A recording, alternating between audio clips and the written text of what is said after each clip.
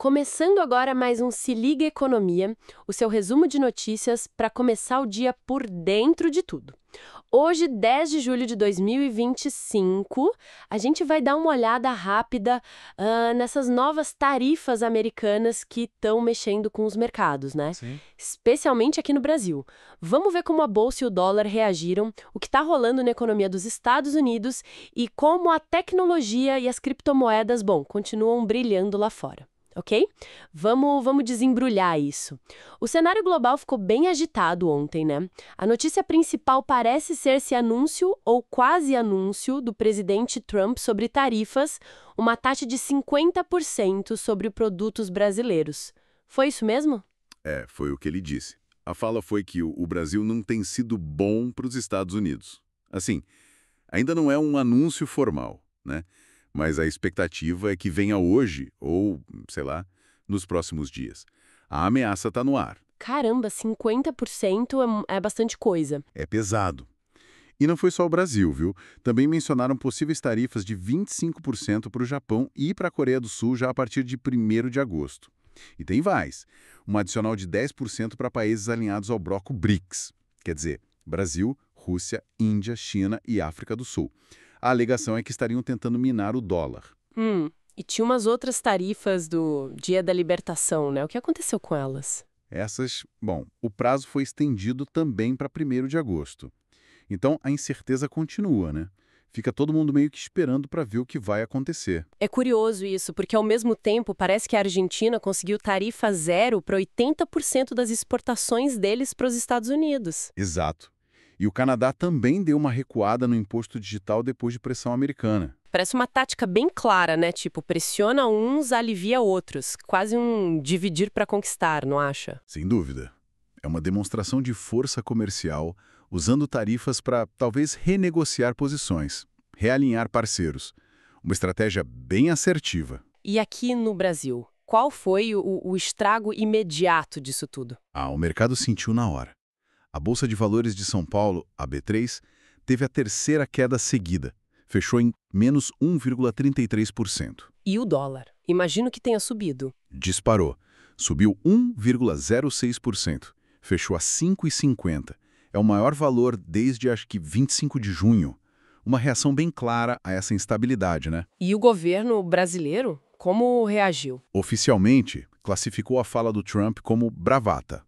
Mas nos bastidores teve movimento. Reconvocaram o chefe da embaixada americana, devolveram uma carta, sinais diplomáticos, né?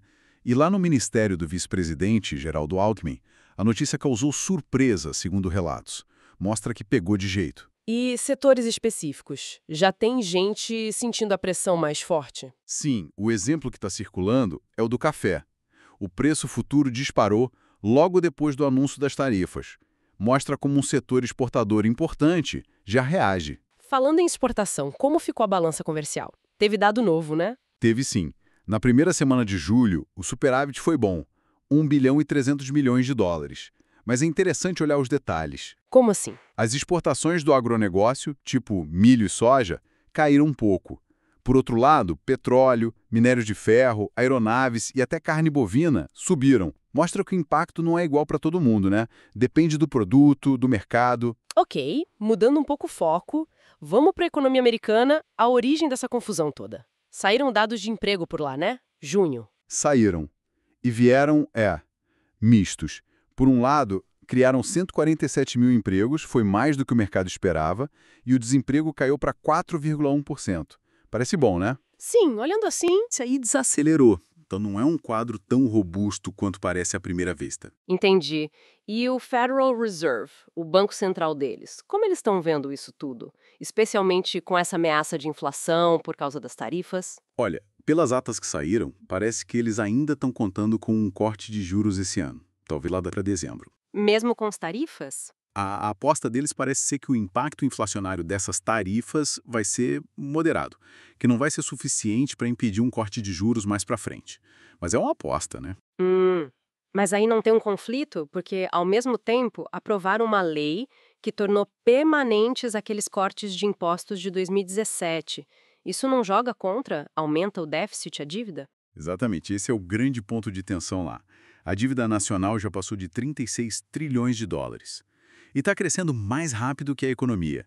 Então você tem o Fed talvez querendo cortar juros para estimular, mas a política fiscal, com menos imposto e mais dívida, vai na direção contrária, podendo gerar inflação e, bom, questionamentos sobre a sustentabilidade disso tudo no longo prazo.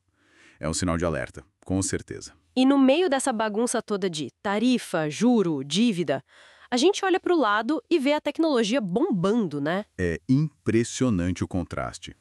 O índice Nasdaq batendo recorde de novo, a Nvidia chegou a valer mais de 4 trilhões de dólares. Uma loucura. 4 trilhões. É muito dinheiro. Demais. E não só ações de tecnologia, o Bitcoin também.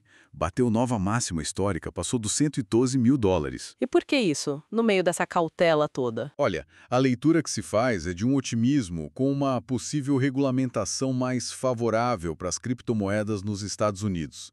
Mas também pode ser, né, uma busca por ativos que parecem descolados dessa briga comercial toda. Uma aposta no futuro, talvez? Realmente, quanta coisa pra gente acompanhar, né? A economia global tá numa montanha russa. Sem dúvida. E está tudo muito conectado. Uma decisão de tarifa em Washington reverbera aqui, afeta o Japão, mexe com cripto. É um tabuleiro complexo. As decisões de hoje de política comercial, monetária, vão ter ecos por muito tempo, com certeza. Vale a pena ficar de olho em como cada peça vai se mover. Exato. Acompanhar de perto é fundamental. É isso aí. A gente agradece a companhia de quem ouviu a gente neste Se Liga Economia. Esperamos que esse resumo ajude a organizar as ideias, a entender melhor o cenário. E fica a pergunta no ar, né? Com essa tensão comercial fervendo de um lado e a tecnologia e as criptos voando do outro, para onde será que o dinheiro vai fluir nos próximos meses? Será que essa desconexão continua? Bom, a gente se encontra no próximo resumo para continuar acompanhando. Até lá!